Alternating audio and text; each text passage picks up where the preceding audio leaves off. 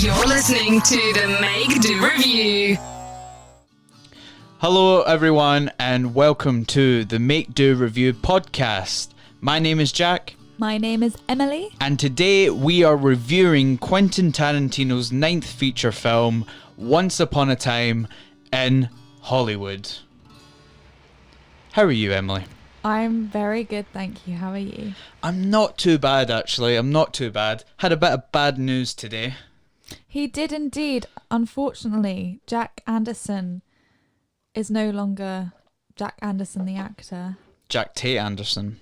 Jack Tate Anderson, yeah. Yeah, I was going through my Spotlight application form, and it all got accepted, but then suddenly, right as I came out of the movie, I got an email from Spotlight saying it was too similar to another actor's name, which was also Jack Anderson and a different middle name. So I have to change my name, which is devastating. You have to have a stage name, darling. I know, but I thought my name was good enough for stage, but obviously not. It was too good that it was taken. Exactly. Anyway, I digress. Today, we saw Once Upon a Time in Hollywood. We've just come back from the cinema. We literally just came back. We have changed clothes and now having a cup of tea. We are. And before we start, I would like to give a special shout out to the intro that was just played, that was created by the Music Radio Creative. And they do a live stream every Friday on YouTube where you can donate some money if you like, or they just do it for free and they create a little jingle for you for your podcasts or radios. So a massive shout out to them. They made one for us today. And I really like it. I do as well. I hope you guys like it as well. It's very official. It is. It sounds very good. Anyway, so let's just jump into the details of the movie. Once Upon a Time in Hollywood, directed by Quentin Tarantino, with a released on the 14th of August 2019, with a runtime of 2 hours and 41 minutes, and a budget of $90 million, and a box office of $244.3 million. As of now, not too shabby. Big money. Big money, Big Quentin Tarantino. money. Big names. If you could see my face, I was flabbergasted. Not the by biggest that. this year. The biggest so far is still Endgame with $2 billion. Crazy. But I'm assuming it's to do with the big names such as the man, Leonardo DiCaprio, Brad Pitt, and the beautiful Margot Robbie. But as we realised, many cameos by other actors that we recognise. Yeah, you would see the usual suspects of the people who are usually in Quentin Tarantino's films, and then some big names such as Al Pacino making a small cameo, and Kurt Russell as well. We had Maya Hawke. And Maya Hawke from Stranger Things. Yep. Just it was like a small cameo. And it was Austin Butler. Who else did we suddenly recognise? I can't remember. Oh, is Oh, it the girl Chloe? from Haunting Hell. Oh, yes. Yeah, we just recently watched Haunting on Hell House. Yeah. And one of the girls from that was in it as well. And is it Chloe Grace? No. Who was the one? Anyway, moving on. No, who was the one who played the gingerhead girl? I can't remember her name. If I'm honest. Dakota Fanning? Dakota, yeah. That was it. Yeah. Dakota Fanning. Because we seen her in the credits, and we had no idea where she was, and it turned out she was one of the hippies. And the wonderful late Luke Perry. Bless him. Anyway, Emily, would you like to give your brief review of the film with no spoilers, please? Really, really enjoyed this one. I really felt for the characters. I felt invested in them. The suspense about what exactly was going to happen was really good. Wasn't necessarily expecting the ending up until, like, obviously kind of the build up to it. Just a quick thing. We're going to save the ending till the end of the podcast because there was a big it's not really a twist, but it's a nice little movie moment at the end, which I feel like we can really talk about at the end of the podcast. Anyway, continue. Yeah, it was really clever. The characters were great, and I just really, really enjoyed this film. But I have to say, there's gore in it. And for some reason, obviously Tarantino has gore in it anyway, you know, his films. There was something about this one that made it really hard to watch. Don't really know why. I'll have a think about it as we talk.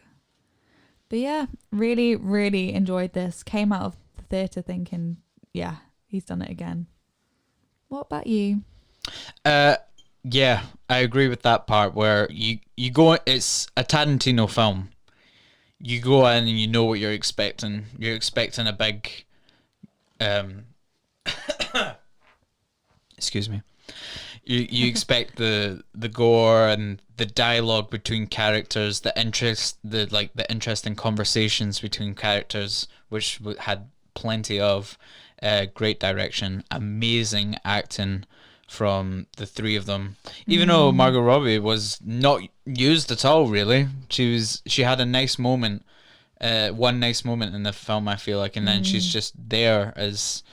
I kind of want to say it's a cameo because she's actually playing a real actor. Yeah. Yeah. But yeah, overall, I really enjoyed the film. At the beginning, I thought, I don't know, I was feeling something a bit off about this film. There's a lot of interesting editing choices, which I feel like Tarantino loves doing. I think he loves just trying everything that he can to make it a little bit different. Some worked, some I felt like didn't work. I thought it was a bit random, but I think, as always, it's his films the best parts comes down to the actors and the script. Great script. So yeah, I thoroughly enjoyed it. Wasn't my favorite Tarantino film, but I would say it was better than the last, which was Hateful Eight. Also not a bad film. No, but you know, I feel like when you come off of films such as like Pulp Fiction, Reservoir Dogs, and you know, Inglourious Bastards and Django, it's difficult to stay on that level of like amazing films. But yeah, I'd say we jump into spoilers. I think so. So this is your spoiler alert. Spoiler alert! You're listening to the Make Do Review. So nice, I had to play it twice. Yeah, do you want to start things off, Emily? So, the opening of this film, most people will have seen already as part of the theatrical trailer that came out. It starts off with an interviewer on the set of a Western film with our wonderful Leo and Brad. So Leo plays Rick Dalton and Brad plays Cliff Booth.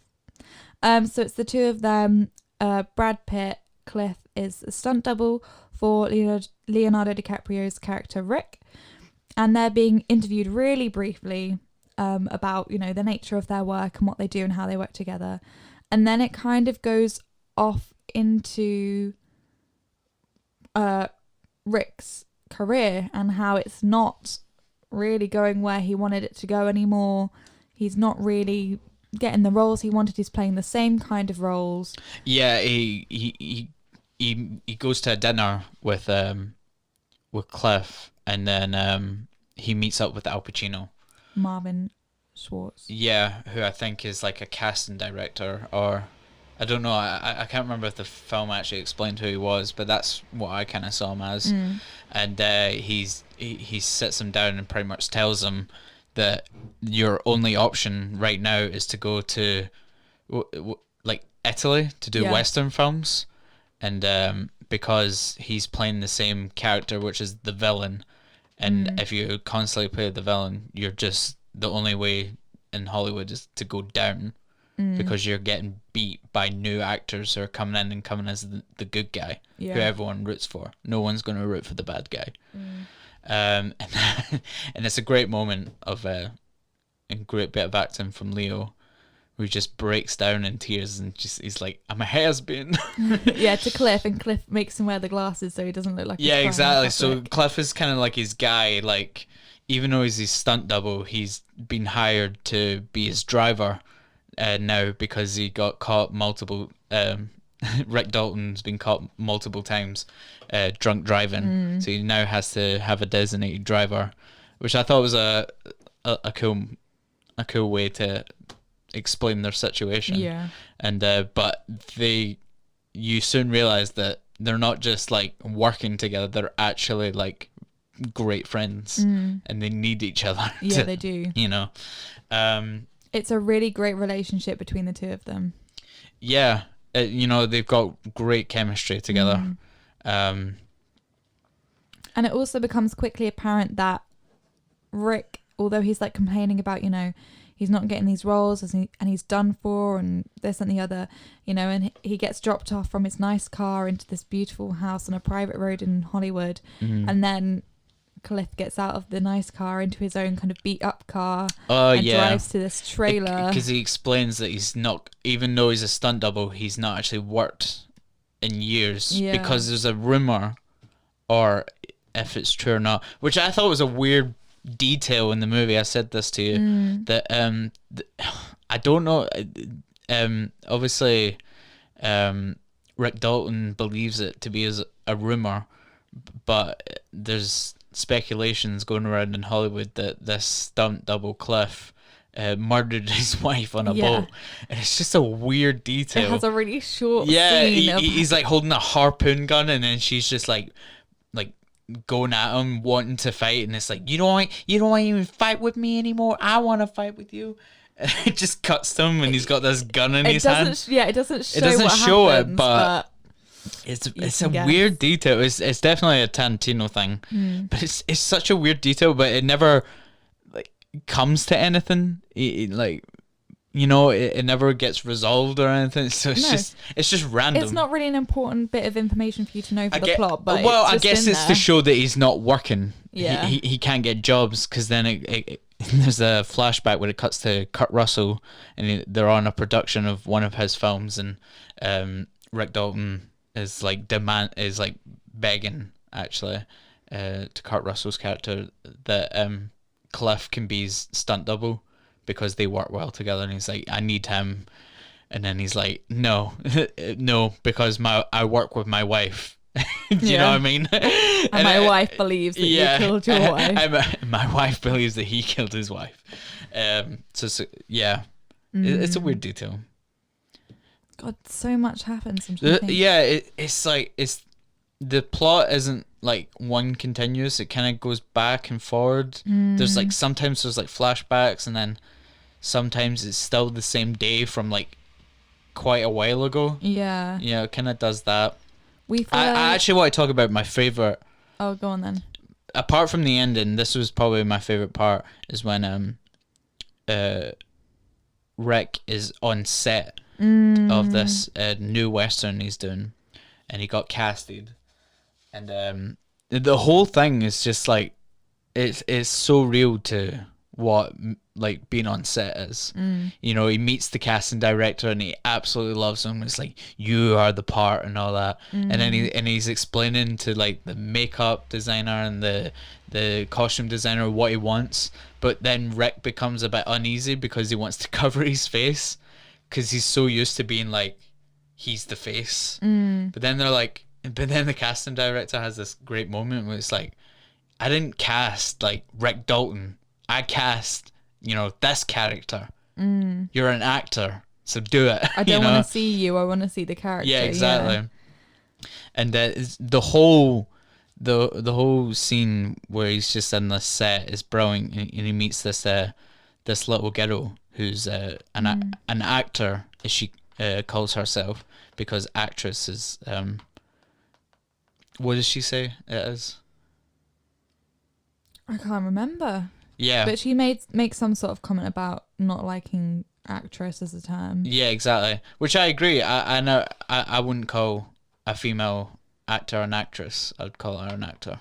because we're all actors. So he has this nice conversation with her, and they're talking about the books that they're reading. I can't find this girl's name. No, that's all right. But is that this really good moment where Rick is telling this little girl about the book that he's reading, and it's about I think it was about a cowboy, and how he used to like tame horses, but then he actually like hurt his hip. Like it never crippled him, but it was never the same. Like he couldn't really ride a horse the same way, and he just breaks down in tears because it's reflecting on his career of being like a has-been and like being great, and now it's all going downhill for him. And then the little girl's going up to him, it's like, it's okay, it's a really touching story. I even cried and I never read it. And it was like, well, that'll be you in 15 years. Yeah. And she's like, what? He's like, I'm only kidding. He's like, I'm just playing with you. And there's that whole kind of section is brilliant because there's another bit where he's on set, and that it kind of shows it as if it's like you are watching the film. Oh, and yeah. Then, it's a great bit of direction. It's really great. Yeah. And then all of a sudden he stops and he looks at the camera and he goes, line. Yeah. And so someone then feeds him the line and they kind of get back into character. Even that moment. Times. Yeah, even that moment where he's like, line, and then he's like saying it with the person saying it. Because I do that. When I ask for a line, I'm like, it's this line, isn't it? It's this one. Like, I know the line, but I need the reassurance. Yeah. And then as soon as he starts saying it, because there's even a bit when he's like, fucking line, what is it? What? Tell me the line. I'm screwing this up. And then, like, she starts to say it, and then he, like, stops her, he puts his hand up, he's like, stop. Like, I do that. Yeah, it's like the most relatable thing where I ask for the line, but I only need, like, the first word. And as soon as that word kicks in, I'm like, no, I'm ready. Yeah.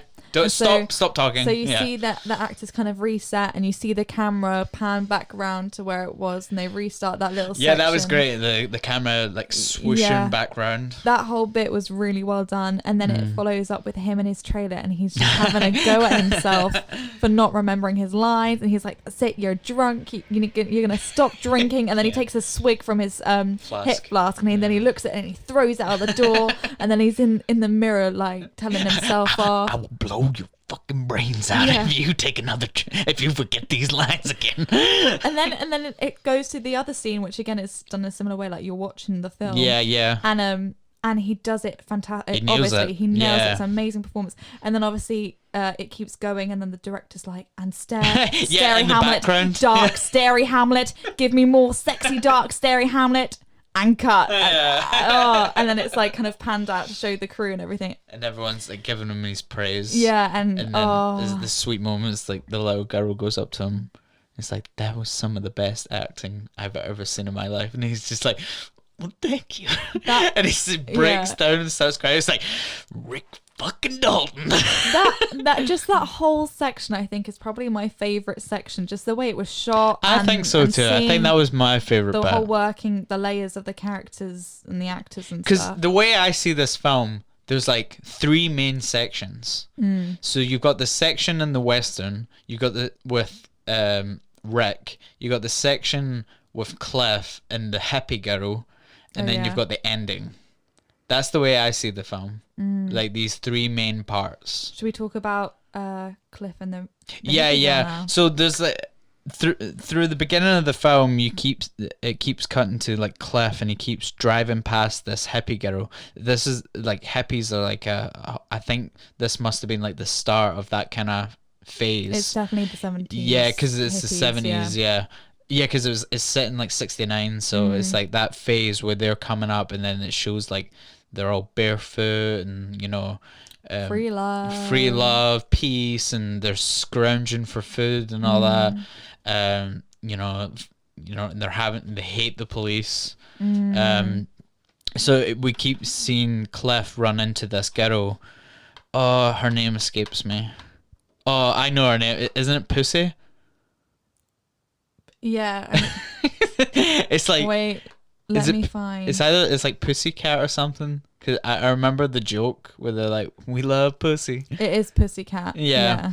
And they call her Pussy. Yeah. So that's definitely a Tarantino line.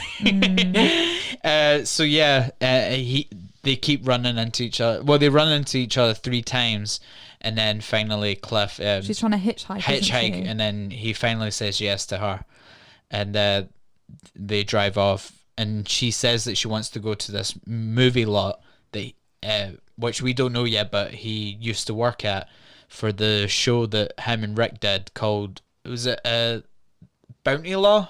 I think it was called, yeah. And he's like, you know that you're going to this place, you're going to this lot, and she's like, yeah. It's like, that lot, and then it's like, he knows what it is.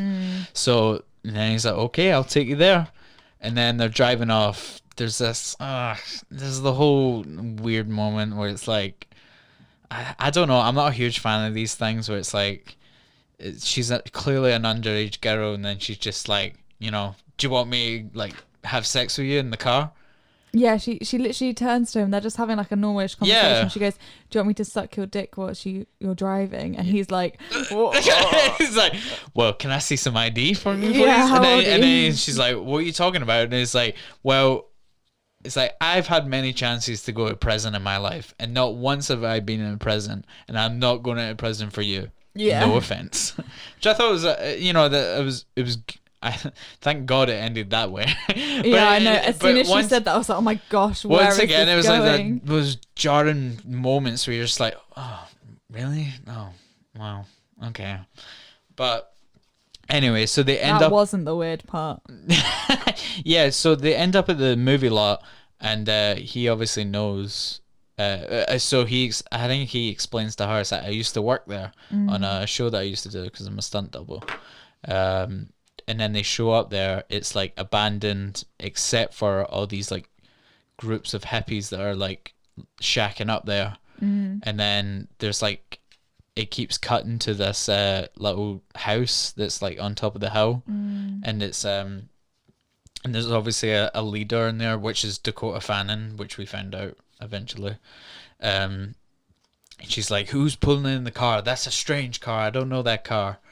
And then she's like, keep an eye on that car and tell me who it is, and tell me when he starts coming over here.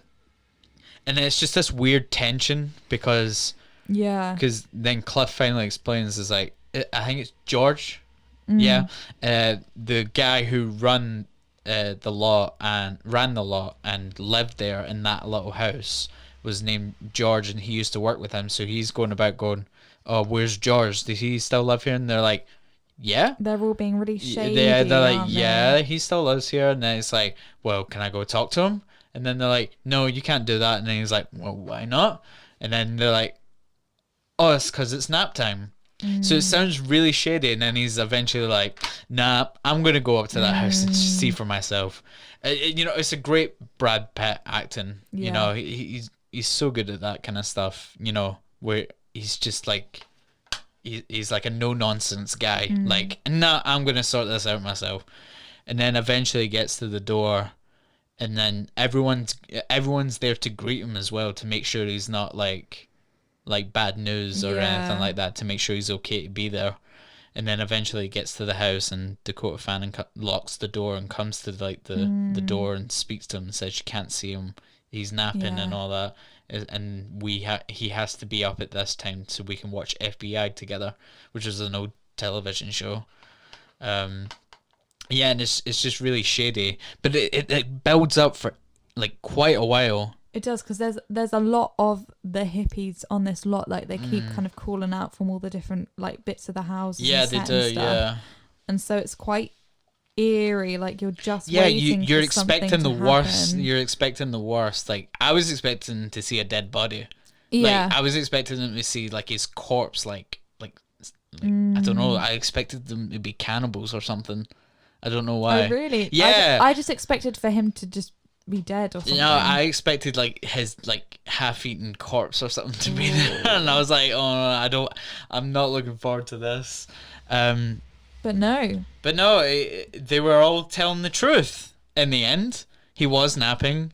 And then they're like, they kept adding stuff to the story. Yeah. Like, oh, he's napping. Oh no, he won't wake up because I You need fucked to his shake brains him. out. Yeah. You know, you'll need to shake him if he doesn't wake up. Oh, by the way, he's blind as well. Yeah. And it's like, oh no, he's dead. He's so Yeah. dead. But then, no, he is blind. He was napping, and he is happy with these people to stay there.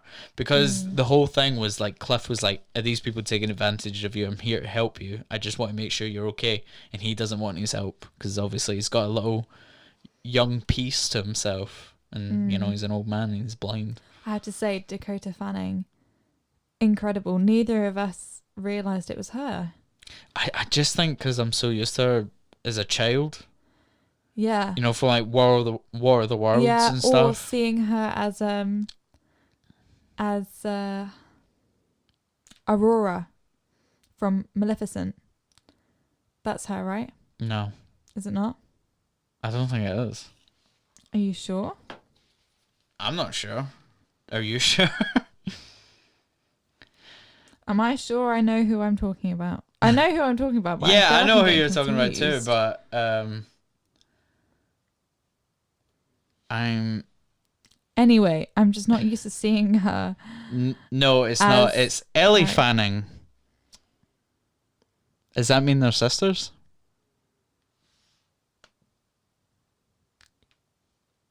Yes. Yeah. Yeah. Oh my gosh, they look so alike, don't they?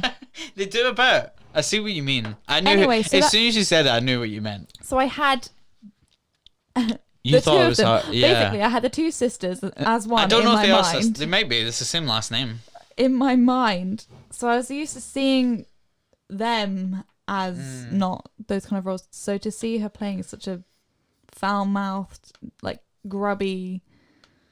Yeah, it did. Honestly, Character. because as soon as I say her name in the opening credits, I was like, "Oh, where's she in this?" And I had no idea who she was. But anyway, so it moves on. He's leaving the house. Pussycat is not happy. Because he embarrassed her in front of everyone because she thought that everyone was going to love him, but no, he was not happy to be there. And then there's this like cool moment where he's leaving, so they're all like, "Get out of here! Get out! You're no good here!" And then he's got a knife in his tire, but it's not his car; it's Rick's car. And then there's this cool moment where he turns around and sees one of the hillbilly hippies just laughing at him. He's like, "You do this?" And he's like, "Yeah." And then he's like, "Well, this isn't my car. If my boss finds out that this is happening to his car, I get in trouble." But luckily, he's got a spare. Throws out the spare tire, and he's like, "Fix it." And he just goes up to him and beats the living hell out of him. And it's like brutal. And he's just, and then all the women are watching it, and it's pretty brutal. It's like the first kind of brutal thing that we see in this. Yeah. But yeah, it was. I would say that was the big second moment, and then we think that he's gonna get attacked by this other character called Rex. It was on a horse. Rex or Tex? Tex. Tex. Yeah, sorry, Tex. Yeah. And then he's running out, and then eventually he gets there, but Cliff is driving off. Tex, played by Austin Butler. Who's going to play Elvis? Mm-hmm. Because we both recognized him. We didn't know what it was, but it's because recently he was announced to play Elvis in the new biopic. Which, good for him. Yeah. I'd say we get into like the third act now, like the ending. Yeah. Yeah. So essentially what happens is it cuts to like 6 months later or something like that. I can't remember. Yeah. And Cliff and Rick are flying back from Italy. And they just done a few more movies there. He ended up taking the deal and doing Italian movies. Yeah. like a James Bond knockoff and a couple of more westerns and stuff like that. He gets married. He gets Cliff married. Gets married. Not Cliff. No, Rick gets married to an Italian woman, and they're flying back, and then Rick and Cliff had to have a discussion where Rick couldn't afford him anymore because he even had to sell his big house, and they're going to get a condo together, him and his wife, and he won't be able to afford his services anymore. And then the whole movie ends up being narrated by I think it was Kurt Russell was narrating it as well.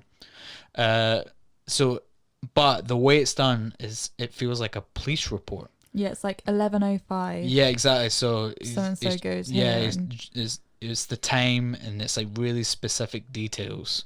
So it ends up being Margot Robbie's character, Sharon Tate, is out for dinner with her friends and her husband. Not her husband. Yeah, her husband. Yeah. Yeah. And they're out for dinner in a Mexican restaurant. Cliff and Rick are in a different Mexican restaurant, and they're getting absolutely wasted, to say goodbye to each other. Everyone ends up home around 10ish, 11ish or something like that. And then, Cliff wants to walk his dog, and then he ends up got a hold of this acid-laced cigarette. An acid-dipped cigarette dipped with acid that he saved like months ago, and he's like, tonight's the night. He smokes it, he starts tripping, walks the dog, leaves, and then a car pulls up, like this old beat-up car. Rick is making margaritas. This car pulls up, and it's the hippies from before, except they're all like dressed different. They're all in the black attire. And this, what? So we have to link back. Or do we want to? No. Okay, keep going. I'm going to link back. Okay. And then Rick gets pissed. He runs outside with his jug of margarita and starts shouting at these hippies. He's like, "Get off my property! This is a private road. It's midnight. You get that muffler fixed." And then they're like, then we see that they're holding a gun. Like they're obviously here to do some bad stuff. Originally, I thought they were there to get Cliff. Yeah, same here. But no, it's the same hippies. And then they drive off, and then Rick goes back into his house, and then it's the hippies at the bottom of the street, and then they're talking about a guy who. Oh, I know what you want to link back to. Yeah. We'll link back to that. They're talking about a guy told them to murder people as gruesome as they can. Yeah. And he's like, "Oh, did I just hear that myself?" And Maya Hawke, who plays Robin in Stranger Things season 3, is there. She makes a little cameo. And it's a funny moment because then they're all kind of like, they're like, "Oh, that was Rick Dalton." Yeah, they're all tripping on something. They're like, "That was Rick Dalton. I remember him. I used to have him in a lunchbox and all that." And then they're like, "Hold on. Here's an idea. These are the people who we watched murdering people on TV. So how about we celebrate that by murdering them?" It's like really dark and twisty. Yeah, they're like, they taught us this when we were growing up, so we should. It's their fault, really. Yeah, it's their fault because they taught us it. And then, they're walking up the street with their knives, and the guy's got a gun. And then, Maya Hawke is like, "Oh, I forgot my knife in the car. Can I get the keys?" Gets the keys, runs to the car, and drives off. It's so quick that she's just gone. She's like, "No, I'm not doing this." Yeah. And then the three of them are walking up the street. Rick is in the pool, listening to the radio. He's got his headphones on. He's got his margarita. Cliff is back in the house with the dog. He's setting up his dog's dinner. He's trying to anyway. He's like tripping at this point. He's like, at one moment he's like waving his arms and just staring at it. Yeah. It's really funny stuff from Brad Pitt. So all of a sudden, the dog can Rick's wife is asleep. and then all of a sudden the dog is uneasy, and he's like, "What's wrong?"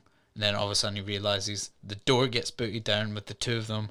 One comes at the back door, two girls with a knife, guy with a gun, and then Cliff is just standing there, and he's just kind of laughing. He's holding the dog food, isn't he? Yeah, he's holding the can of dog food, and he's just laughing. He's like, "Are you real right now?" Yeah, It's like, "I'm real as a donut, baby." Yeah, and then he starts laughing even more. And then they start laughing because they don't really. Yeah, because they're like, what? "What's going on? What do we do?" And then they're all just laughing, and then he's like, "Oh wait, I remember you. Yeah, from the movie lot." And I was like, "What's your name?" "I can't remember." It's like, "My name's the devil, and I'm coming here to kill you." And all. It's like, "Nah, I was dumber than that." Yeah. Which, and then the guy behind him was like, "Come on, kill him, Tex." And he's like, "Tex, that's it."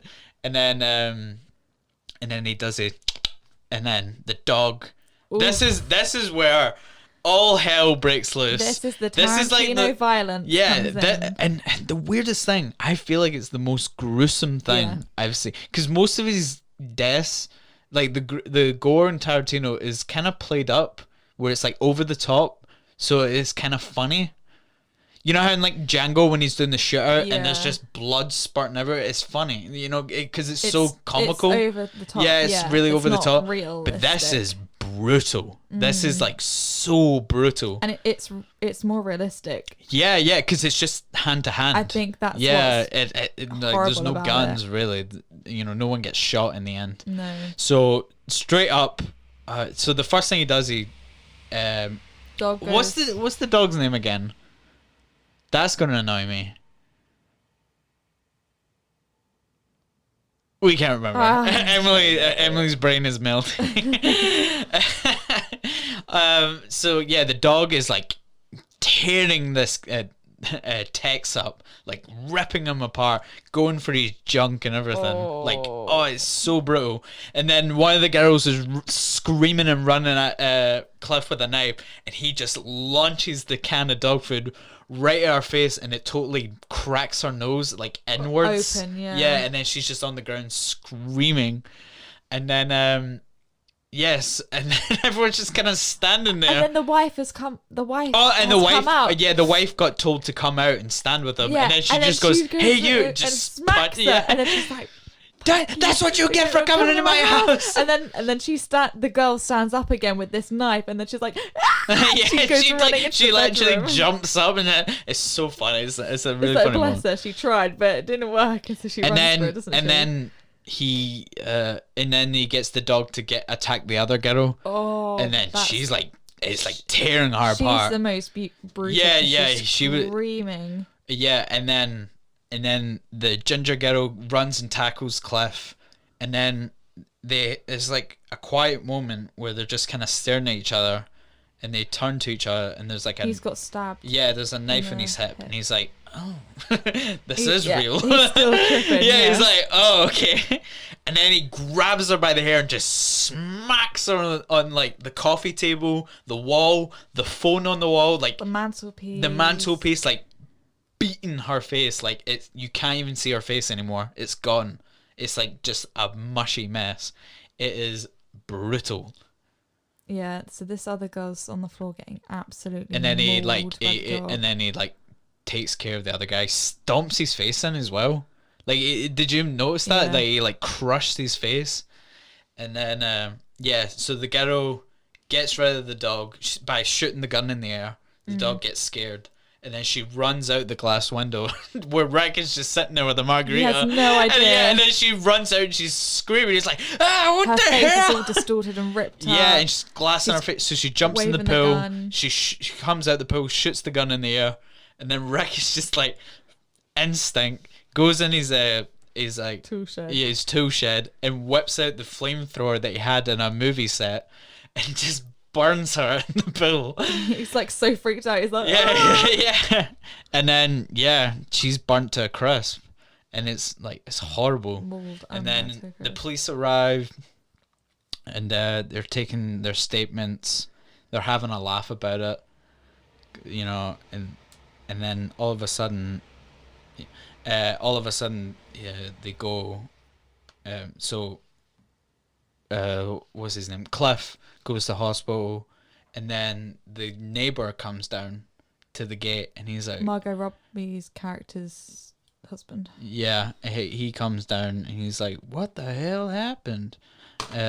He tells the whole situation. Margot Robbie comes on the intercom, and then they start talking, and they invite him up to their house. And this is a really lovely moment because the whole time through, oh, that's my timer.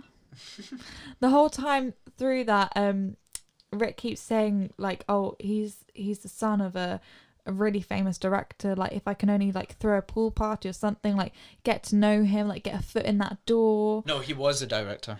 Oh, he was the director. Yeah, it was the director of Rosemary's Baby. Oh, so and he's like, he's my neighbor. Yeah, I need to just get in with him, and like then the career will pick up. Party. And so at this moment in the film, like he's like, oh, do you want to come in for a drink?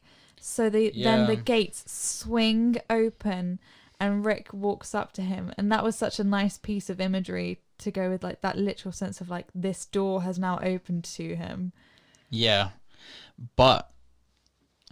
So it ends on a nice note, but if you don't know who Sharon Tate and the director Roman Polanski is, they were real life people, and that moment when they go into the house, so there's 5 of them in total, and it's to do with the Tate murders, and as Emily was saying, there was a moment at the film where a guy comes up to the Tate's house. This is what I wanted to link back to. The Polanski's house.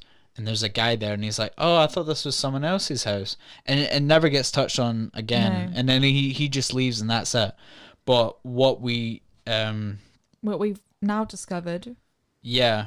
What we discovered was it was the Charles Manson murderer who murdered, the characters like Tex, and so the people that were attacking Rick's house and all that were also real life people, because they were under the direction of Charles Manson, who ended up murdering Sharon Tate and Roman Polanski. So when they're in the car and they say, "Oh, he said to kill them in the most gruesome way," they're referring Charles back Manson. To Charles Manson. Yeah. So it ends on a nice note, but obviously you've got these fictional characters and these real life characters, and they intertwine into this real life story. So I'm just going to read off a little summary of what happened. The Tate murders were murders of 5 people conducted by the members of the Manson family on August 8th and 9th, 1969. 4 members of the Manson family invaded the rented home of a married celebrity couple, actress Sharon Tate and director Roman Polanski. They murdered Tate, who was 8.5 months pregnant, along with 3 friends who were visiting at the time, and an 18-year-old visitor who was slain as he was departing the home. Polanski was not present on the night of the murders, as he was working on a film in Europe. Also, Polanski never got murdered, but his wife did, and the friends did. And the way Tarantino has directed this now is he's that other member who got murdered. So he was that other friend. So it's a really sad moment. So what I would recommend if you were going to watch this film is to read up about Sharon Tate first. Yeah. Because I would love to now rewatch it knowing these details. Yeah. There's like little bits that I can kind of think of now. I'm like, oh, okay, I can kind of see it hinting towards different things. Yeah. But the fact that Tarantino builds up this whole storyline and he shows the murderer come to their house, but in the film he never touches on it again. We never see the character again, never hear a name or anything, and it's only kind of coming out of it and reading the synopsis you realize, oh, that is who that was. So brutal. Clever. Anyway, that was our review of Quentin Tarantino's Once Upon a Time in Hollywood. Emily, would you like to give your final rundown of the movie and your rating, please? Still think this was a really good movie. Really loved the artistry of the shots and the acting, and it was a really like visual feast of stuff to watch. Very gory at the end, and the way that he kind of has left it for us to read up about what happened in real life. I have to give this a 4 out of 5. Very nice. 4 out of 5. How about you? Emily Frayne. I thoroughly enjoyed this film. Great directing as always. Amazing acting. It's nice seeing a film where actors get to show off their stuff. Yeah. You know, they just have nice moments of great acting. And I love that. Great cast. I feel like they could have used Margot Robbie a little bit more. She's a great actress. Actor. Sorry. Contradicted myself. But yeah, I felt like she could have been used more, but she did have nice moments. But not my favorite Tarantino film, but definitely a great film, great writing, and yeah, I don't really have much more to say about it. It was just a really good film, and I will give this 4 hippies out of 5. I was trying to think of something and I couldn't think. 4 solid hippies out of 5. Slain for this film. Yeah. 4 dead hippies out of 5. Thank you so much for listening to the Make Do Review podcast. My name is Jack. My name is Emily. And that'll do. That will do. You're listening to the Make Do Review.